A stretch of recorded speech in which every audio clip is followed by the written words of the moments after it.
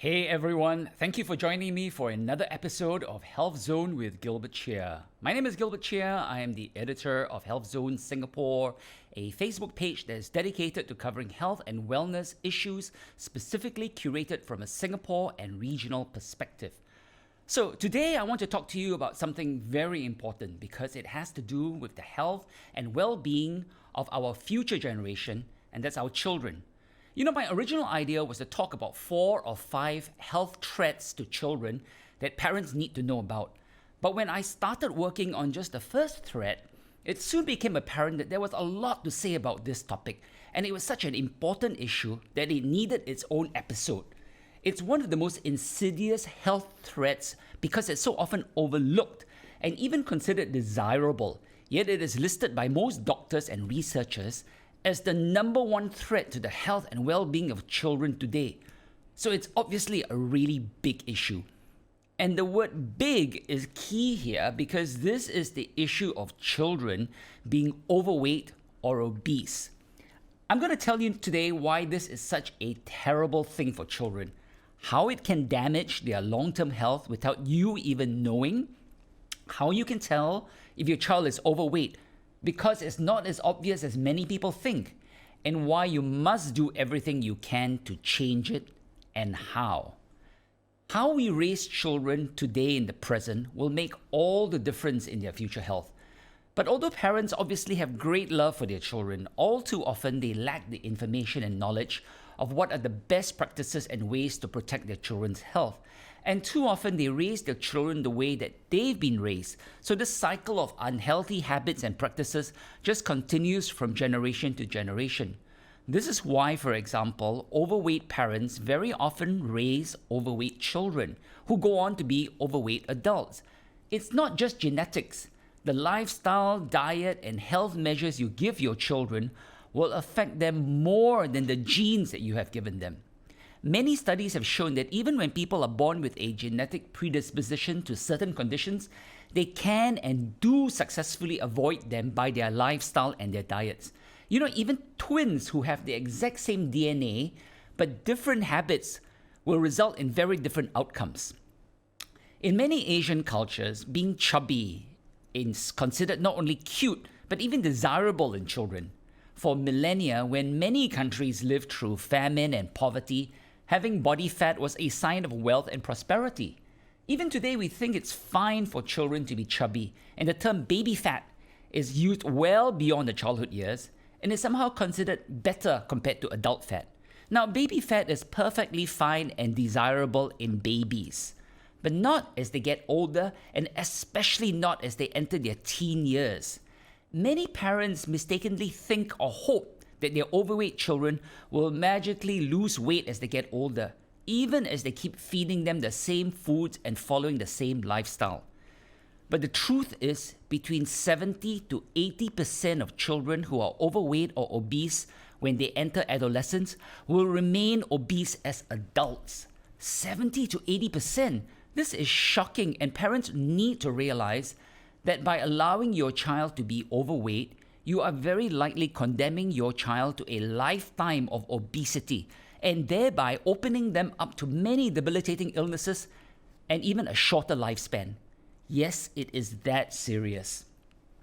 Obesity puts children at a greater risk of many serious illnesses that you would not expect to find children or in young people. Children who have obesity are more likely to have high blood pressure and high cholesterol, which are then risk factors for cardiovascular disease. They are more likely to develop insulin resistance and type 2 diabetes. They suffer from breathing problems such as asthma and sleep apnea. They will have joint problems and musculoskeletal pains at an earlier age. They can even develop fatty liver disease, gallstones, and acid reflux and heartburn, which can then damage their vocal cords. And now, in the age of COVID, it's been found that being overweight or obese is one of the biggest risk factors for serious COVID complications. You know, regardless of age, people who are overweight develop greater complications and have a higher fatality rate. This is one reason why the US has one of the highest number of COVID cases and fatalities, because the prevalence of obesity in the US is astronomically high. 71.6% of all American adults aged 20 and above are overweight or obese. 71%. This doesn't include the 17% of children there who are obese. Now, in Singapore, obesity among children and adolescents has increased tenfold over the past 40 years. In 2016, the obesity rate among school-going children in Singapore was 12%, and this is continuing to rise.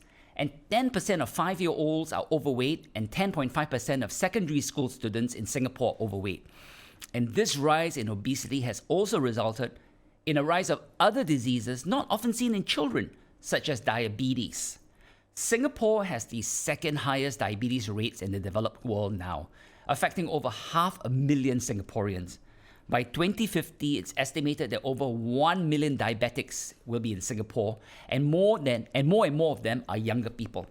And having diabetes from an early age damages the body even more through the years, resulting in many serious consequences ranging from strokes and cardiovascular disease to nerve damage, kidney damage, blindness, and so many more.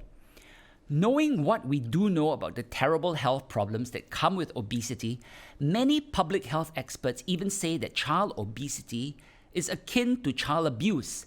It may not be intentional, it may come from love, but it damages the child as much as direct physical abuse. There's no great mystery why more and more children are suffering from obesity and being overweight.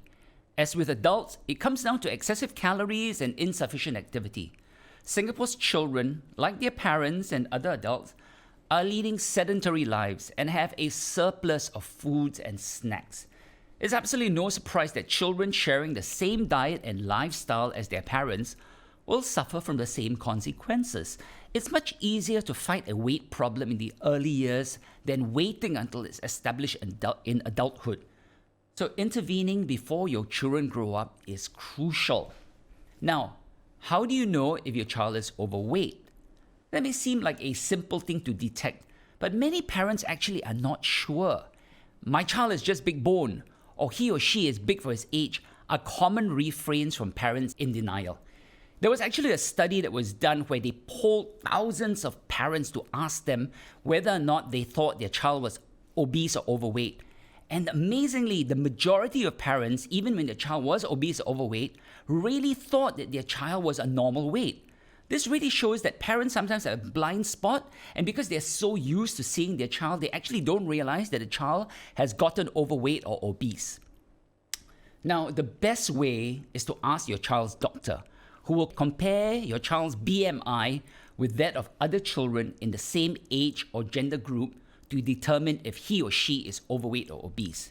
This is because BMI for children is different from how it's measured for adults, as children's fat levels change as they get older, and their BMIs vary based on their age and gender. Unlike an adult's BMI measurement, which is expressed as a number, such as 25, a child's BMI is compared to other children of the same age and gender and is recorded as a percentile, like 75th. So for example, a 7-year-old boy with a 75th percentile BMI means that he has a higher BMI than 75% of other 7-year-old boys. Now, this is still in the healthy weight range. The danger zone is 85th percentile or higher. You can use an online calculator to check your child's BMI percentage yourself. We'll be putting a link on our Facebook page, but you can also find it by Googling Children's BMI Calculator. Now, what can you do if you realize that your child is overweight or even obese? Here are 10 things I'm going to share with you that experts advise you to do. Please note that this applies to children who are already on a solid food diet. First, do not overreact if you find out that they're obese or overweight by cutting their meals or foods drastically. And this is because any sudden or significant change will not be sustainable and will only lead to much resistance. Instead, start by carefully reviewing what you're feeding your child and making changes and reducing foods that are high in sugar, fat, and simple and starchy carbohydrates. 2. Watch out also for hidden sugars in their meals. This includes breakfast cereals, especially those made for children, as these are always high in sugar and calories. Also cut down on their consumption of sugary beverages. And yes, this includes fruit juices. Many people don't realize how much sugar is contained in soft drinks and fruit juices, and even supposedly healthy snacks like flavored yogurt. 3. Watch out for the snacks. Parents often feed their children partly as a way to keep them occupied and silent.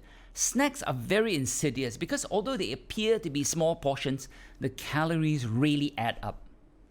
4. You need to train them. Many parents will say their children are picky eaters and will only eat their favorite foods, which almost always are the unhealthiest kind.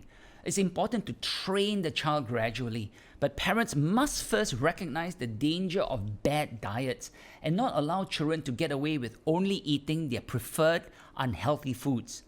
Children often need to be taught to like healthier foods like fruits and veggies. It does not always come naturally. Often when they reject a food, it's because they are unfamiliar with it and they don't like anything different or new. And it's not because they really dislike the food itself. So child behavioral experts advise that parents should offer the same food many times and allow the child to get used to it.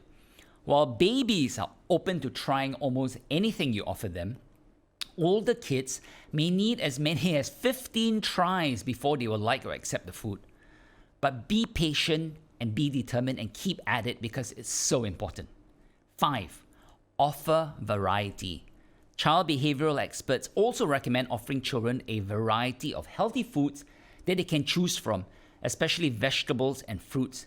Make sure to include higher protein foods like meat and deboned fish at least twice a week or more often. Help your child to explore new flavors and textures in food. Try adding different herbs and spices to simple meals to make them tastier. 6. Don't deprive them. Experts also say it's important to allow children small amounts of their favorite foods a couple of times a week so they don't feel deprived. Use these foods as treats, not as main meals or to serve them every day. 7. Start small. When serving them meals, start by giving them smaller servings. Let the child ask for more if they are still hungry after that, instead of piling the food on their plates. Number 8. Cut the carbs and fat. Reduce the servings of rice or noodles and give them more proteins and vegetables. Foods that are high in fiber, such as oats, are also important. Needless to say, do not feed them excessively fatty foods either. Number 9, don't force your child to finish everything on the plate or eat more than they want to. This is a very Asian habit to make sure the children clean their plates. Many of us grew up with parents or older relatives who told us things like, if you leave rice on your plate, your future husband or wife's face will have pimples and pockmarks. Again, this was probably good practice back when food was scarce and people were a lot thinner. But in today's world and health situation, you do not want to teach your children to eat everything on their plate. It's much better to serve them smaller portions first and teach them to control their portions and to stop eating when they are full.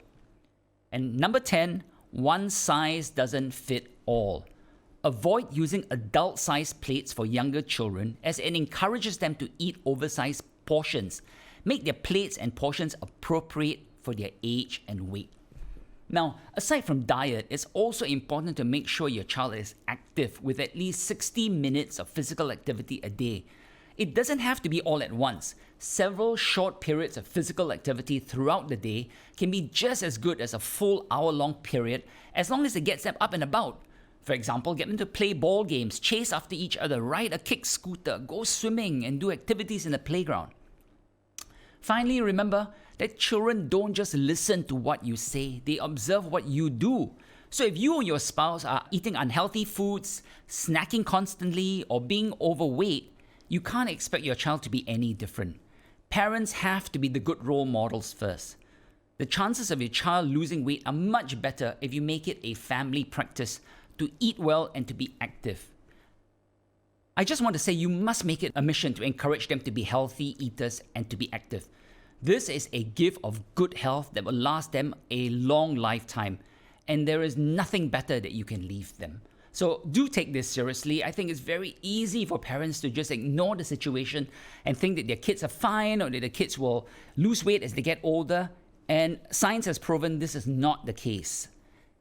Overweight kids 70 to 80% of the time become overweight adults. So do take this seriously. Thanks very much for joining me on this episode of Health Zone with Gilbert Cheah. Watch for future episodes where we will share with you more important health tips for yourself and for your child. Thanks for joining us, and please do remember to like and subscribe and comment, and we'll see you again next week on another episode. Thank you.